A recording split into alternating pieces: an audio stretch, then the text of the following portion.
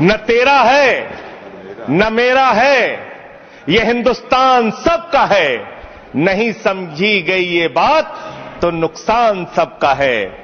जो आकर मिल गई इसमें वो दिखलाई नहीं देती, जो नदियां मिल गई इसमें वो दिखलाई नहीं देती, महासागर बनाने में मगर एहसान सबका है। कानून हम मुसलमानों के भले के लिए आ रहे हैं। जब मैं आपसे सुनता हूं तो मुझे लगता है कपिल शर्मा कॉमेडी सर्कस में बोल रहा है। आप मुसलमानों का भला कर रहे हैं, आप मुसलमानों का भला कर रहे हैं। दोनों सदन में एक भी सदस्य, दोनों सदन में सिर्फ एक सदस्य गुलाम अली को छोड़ के एक भी सदस्य आपका मुसलमान नहीं है। आप मुसलमानों का भला कर रहे हैं। जिन्होंने प्रभु श्री राम के मंदिर में भी घोटाला किया, मान्यवर, प्रभु श्री राम के मंदिर पे जमीन में घोटाला किया। मैं कागज दूंगा सर, मैं कागज दूंगा। बंद कर दिया मैंने। ये लोग राम मंदिर में घोटाला करने वाले लोग हैं। राम मंदिर की जमीन का चंदा खाने वाले लोग हैं सर। ये लोग 2 करोड़ की जमीन 5 मिनट में 18 करोड़ में बेची सर इन लोगों ने। 16.5 करोड़ का घोटाला किया, 18.5 करोड़ में जमीन बेची। ये राम मंदिर में घोटाला करने वाले लोग हैं सर। मान्यवर, अरे प्रभु श्री राम के नाम का पैसा खाते हो तुम लोग। अरे बैठ जाओ, राम मंदिर का पैसा खाते हो। अरे राम मंदिर में घोटाला करते हो, बैठो। अरे राम मंदिर का चंदा खाते हो। अरे चंदा चोरो बैठो, चंदा चोरो बैठो, चंदा चोरो बैठो, बैठो चंदा चोरो, चंदा चोरो बैठ जाओ। चंदा चोरो तुम लोग चंदा चोरो, चंदा चोरो तुम लोग, चंदा चोरो। मैं जैसे उदय प्रताप जी की चंद पंक्तियों से अपनी बात शुरू करूंगा। न मेरा है न तेरा है, ये हिंदुस्तान सबका है। नहीं समझी गई ये बात तो नुकसान सबका है। न तेरा है न मेरा है, ये हिंदुस्तान सबका है। नहीं समझी गई ये बात तो नुकसान सबका है। जो आकर मिल गई इसमें वो दिखलाई नहीं देती, जो नदियां मिल गई इसमें वो दिखलाई नहीं देती, महासागर बनाने में मगर एहसान सबका है। महासागर बनाने में मगर एहसान सबका है। मान्यवर, हम लोग बचपन से एक शब्द सुनते आए, सरकार माई बाप। सरकार माई बाप यानी कि जो सरकार होती है वो लोगों की माई बाप होती है, मां की तरह ख्याल रखती है, पिता की तरह ख्याल रखती है। लेकिन अगर कोई सरकार अपने बच्चों को उसका गला घोटने पे उतारू हो जाए तो वो फिर सरकार निष्पक्ष सरकार नहीं है, नहीं है मान्यवर। वो सौतेली मां है, वो सौतेली मां है, उसका व्यवहार सौतेला है। और आज आप जो काम कर रहे हैं इस बिल के माध्यम से, आप बाबा साहब डॉक्टर भीमराव अंबेडकर जी के द्वारा लिखे गए संविधान की हत्या कर रहे हैं। और ये बात मैं इसलिए कह रहा हूं कि बाबा साहब डॉक्टर भीमराव अंबेडकर जी ने संविधान की धारा 26 में लिखा, धार्मिक मामलों के प्रबंधन की स्वतंत्रता, धार्मिक एवं धर्मार्थ उद्देश्यों के लिए संस्थाओं की स्थापना एवं रखरखाव करना, धर्म के मामलों में अपने स्वयं के मामलों का प्रबंधन करना, चल एवं अचल संपत्ति का स्वामित्व एवं अधिग्रहण करना तथा ऐसी संपत्ति का कानून के अनुसार प्रशासन करना। यह अधिकार आपने नहीं दिया, यह अधिकार किसी भारतीय जनता पार्टी के लोगों ने नहीं दिया। यह अधिकार बाबा साहब डॉक्टर भीमराव अंबेडकर जी के द्वारा लिखे गए भारत के संविधान ने दिया मानकर। और आप उस संवैधानिक अधिकार को छीन रहे हैं एक गैर संवैधानिक बिल लाके। क्या क्या लिखा इस कानून के अंदर आपने, किस तरीके से आपने इस संविधान की हत्या करने का काम किया। आप बड़ी बड़ी बातें कर रहे हैं। ये सरकार कह रही है कि ये कानून हम मुसलमानों के भले के लिए आ रहे हैं। जब मैं आपसे सुनता हूं तो मुझे लगता है कपिल शर्मा कॉमेडी सर्कस में बोल रहा है। आप मुसलमानों का भला कर रहे हैं, आप मुसलमानों का भला कर रहे हैं। दोनों सदन में एक भी सदस्य, दोनों सदन में सिर्फ एक सदस्य गुलाम अली को छोड़ के एक भी सदस्य आपका मुसलमान नहीं है। आप मुसलमानों का भला कर रहे हैं, आप मुसलमानों का भला कर रहे हैं। पूरी सरकार में पूरी सरकार में एक मंत्री आपका मुसलमान नहीं है। आप मुसलमानों का भला कर रहे हैं। 2 नेता अपने घरों में आपने बैठा दिया। मुख्तार अब्बास नकवी, शहनवाज हुसैन, दोनों की राजनीति आपने खत्म कर दी। आप मुसलमानों का भला कर रहे हैं। आप मुसलमानों का भला कर रहे हैं। आप मुसलमानों का भला कर रहे हैं। अरे सुनना सीखो पहले। मानवर, मैं इनके इस कानून में क्या क्या लिखा हुआ है, क्या क्या कहा है इन्होंने। बिल्डिंग बैठ जाए, कृपया गुलाम अली जी बैठ जाए। धार्मिक संपत्तियों को ये बिल कब्जा करने की नापाक कोशिश है। इतनी और शांति धार्मिक संपत्तियों को सदन में इतनी कब्जा करने के लिए सदन में इतनी शांति है कि आराम से आप बोलोगे तो आराम से बोल रहा हूं सर। हाँ। आप बैठे हैं तो आपको देख के वैसे ही आराम आ जाता है। आपको देख के मैं वैसे ही आराम में रहता हूं सर। आप जब है आपका संरक्षण है तो आराम से ही बोल रहा हूं। बोलिए। मान्यवर, धार्मिक संपत्तियों को कब्जा करने की एक कोशिश है। इसलिए इस बिल पर न हिंदू को खुश होना चाहिए, न सिख को खुश होना चाहिए, न ईसाई को खुश होना चाहिए, न जैन को खुश होना चाहिए, न बौद्ध को खुश होना चाहिए, क्योंकि नंबर सबका आएगा। और आज वक्फ की संपत्तियां कब्जा करके आप अपने दोस्तों को देंगे, कल गुरुद्वारे की संपत्तियां कब्जा करके आप अपने दोस्तों को देंगे, फिर चर्चों की संपत्तियां कब्जा करके आप अपने दोस्तों को देंगे, फिर बौद्धों की संपत्तियां कब्जा करके आप अपने दोस्तों को देंगे, फिर जैनों की संपत्तियां कब्जा करके आप अपने दोस्तों को देंगे, फिर मंदिरों की जमीनें कब्जा करके आप अपने दोस्तों को देंगे। आप तो वो लोग हैं जिन्होंने प्रभु श्री राम के मंदिर में भी घोटाला किया। मान्यवर, प्रभु श्री राम के मंदिर पे जमीन में घोटाला किया। मैं कागज दूंगा सर, मैं कागज दूंगा। बंद कर दिया मैंने। ये लोग राम मंदिर में घोटाला करने वाले लोग हैं। राम मंदिर की जमीन का चंदा खाने वाले लोग हैं सर। ये लोग 2 करोड़ की जमीन 5 मिनट में 18 करोड़ में बेची सर इन लोगों ने। 16.5 करोड़ का घोटाला किया, 18.5 करोड़ में जमीन बेची। ये राम मंदिर में घोटाला करने वाले लोग हैं सर। मान्यवर, अरे प्रभु श्री राम के नाम का पैसा खाते हो तुम लोग। अरे बैठ जाओ, राम मंदिर का पैसा खाते हो। अरे राम मंदिर में घोटाला करते हो, बैठो। अरे राम मंदिर का चंदा खाते हो। अरे चंदा चोरो बैठो, चंदा चोरो बैठो, चंदा चोरो बैठो, बैठो चंदा चोरो, चंदा चोरो बैठ जाओ। चंदा चोरो तुम लोग चंदा चोरो, चंदा चोरो तुम लोग, चंदा चोरो, चंदा चोरो, चंदा चोरो बैठो। 1 मिनट को प्लीज। चंदा चोरो बैठो। सभापति महोदय, Shri Gajendra Singh ji. Sir, I am not dealing sir, I am not dealing. सदस्य ने चंदा चोरी किया इन्होंने सर। राम का पैसा खाया करने वाले राम का पैसा खाया सर इन्होंने। राम मंदिर का विषय, राम मंदिर में चंदा चोरी किया इन्होंने। बैठ जाए। चंदा चोर है सर ये लोग। इन्होंने प्रभु श्री राम का चंदा खाया। कृपया बैठ जाए। चंदा चोरी किया सर। कृपया बैठ जाए। राम मंदिर के संबंध में सर राम मंदिर के संबंध में कहे गए सभी शब्दों को मैं कार्रवाई से निकाल रहा हूं। कार्रवाई से निकाल दिए। 2 करोड़ की जमीन 18.5 करोड़ में खरीदी इन लोगों ने। 2 करोड़ की जमीन अयोध्या में 18.5 करोड़ में खरीदी। मान्यवर, आपने कहा कि इससे आप पिछड़े मुसलमानों का भला करने जा रहे हैं। सुनने में बहुत अच्छा लगता है कि आप पिछड़े मुसलमानों का भला करने जा रहे हैं। आपने इसमें कहा कि आप महिलाओं का भला करने जा रहे हैं। सुनने में बहुत अच्छा लगता है कि आप महिलाओं का भला करने जा रहे हैं।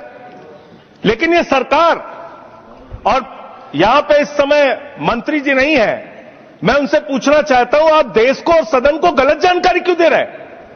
मान्यवर, 2013 के वक्फ बिल में जो भारतीय जनता पार्टी की सहमति और सहयोग से पास हुआ, उसमें भी महिलाओं के लिए आरक्षण था।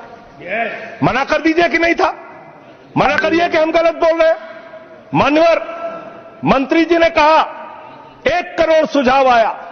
मैं आपसे पूछना चाहता हूं, कितने करोड़ ईमेल आए, कितने करोड़ पत्र आए, कितने करोड़ सुझाव आए? पूरे देश को जानकारी दीजिए। और मैं आपको दावे के साथ कह सकता हूं, जब पूरा सच सामने आएगा तो देश को पता चलेगा कितने लोग इस बिल के विरोध में थे, कितने लोग इस बिल के समर्थन में थे। मैं जेपीसी का सदस्य था मानवर। मैं कह रहा हूं आपसे लाइए। और आप पिछड़े मुसलमानों का भला करना चाहते हैं, मैं आपसे हाथ जोड़कर निवेदन करता हूं, विनती करता हूं, और हमारे जो मित्र उधर भी हैं, अगर आप मेरी बात से सहमत हैं तो समर्थन करना। समाज में छुआछूत को, बीमारी को मिटाने के लिए चलिए उठाते हैं कदम, और अगले सत्र में एक बिल लेके आइए। जितने भी हिंदुओं की कमेटियां हैं, ट्रस्ट है, बोर्ड है, उन सारे ट्रस्ट और कमेटियों में 80% आरक्षण दलित, आदिवासी और पिछड़े हिंदुओं को दीजिए। मैं समर्थन करूंगा आपका, माला पहनाऊंगा आपको। आप पिछड़ों का भला करने की बात करते हैं, आप दलितों का भला करने की बात करते हैं।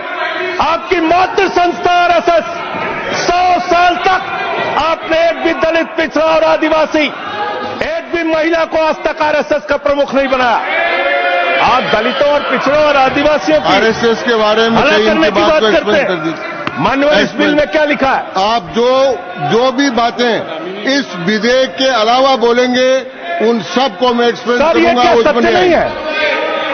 क्या ये सच नहीं है? सर मेरा टाइम रोका जाए।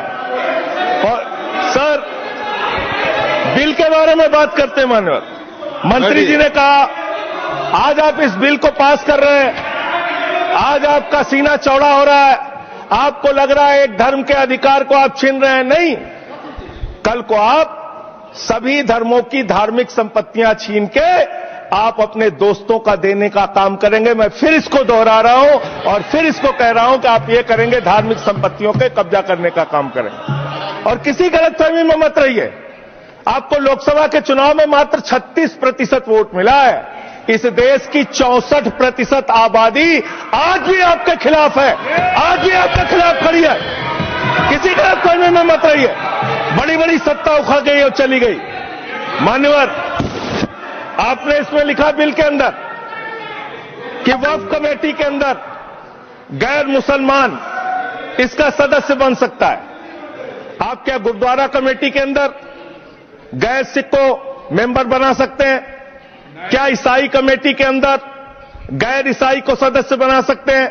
क्या बौद्धों की कमेटी के अंदर गैर बौद्ध को, क्या जैनों की कमेटी के अंदर गैर जैन को आप मेंबर बना सकते हैं? और इतना ही नहीं, क्या आप हिंदुओं के ट्रस्ट में, मंदिर के ट्रस्ट में आप क्या गैर हिंदू को मेंबर बना सकते हैं? नहीं बना सकते, नहीं बना सकते।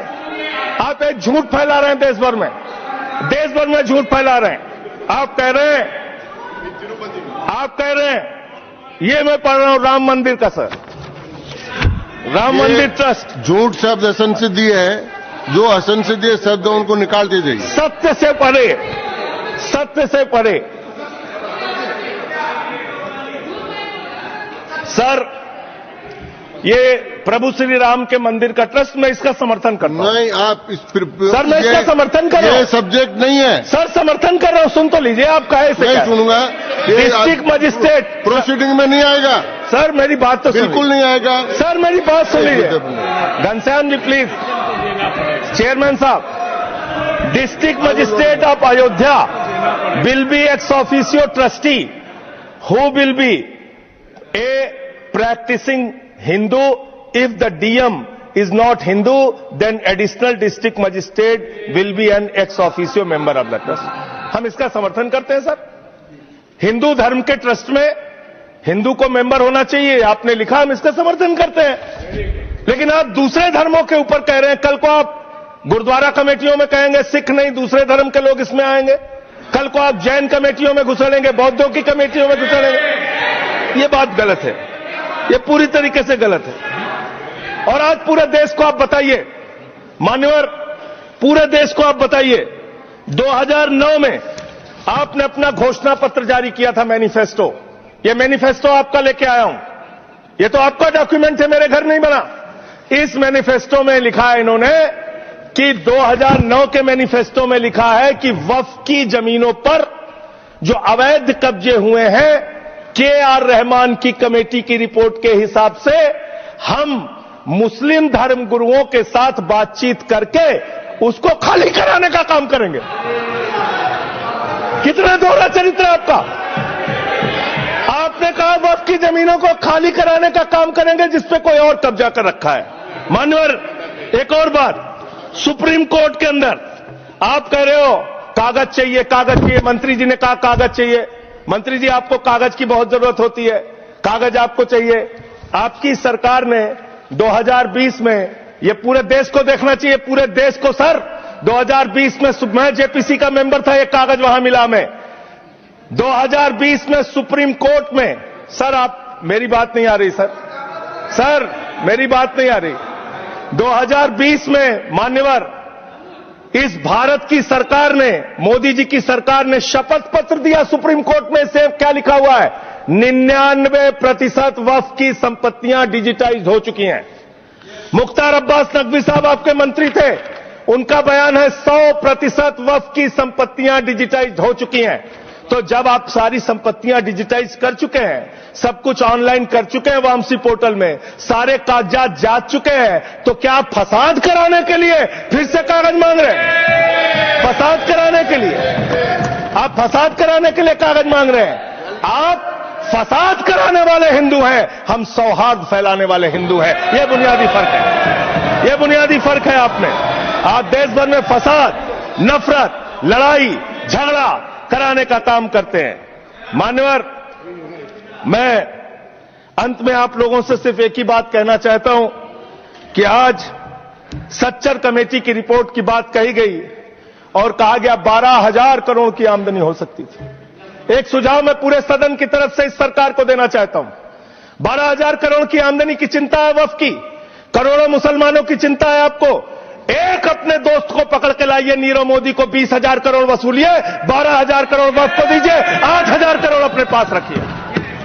8,000 करोड़ का आपको मुनाफा होगा, 12,000 करोड़ वक्फ को दे दीजिए, करोड़ों मुसलमानों का भला हो जाएगा। मान्यवर, अंतिम बात कह के आपने कहा सच्चर कमेटी की रिपोर्ट से 12,000 करोड़ की आमदनी की बात कही गई है। अर्ध सत्य मत बोलिए, पूरा सत्य बोला कीजिए।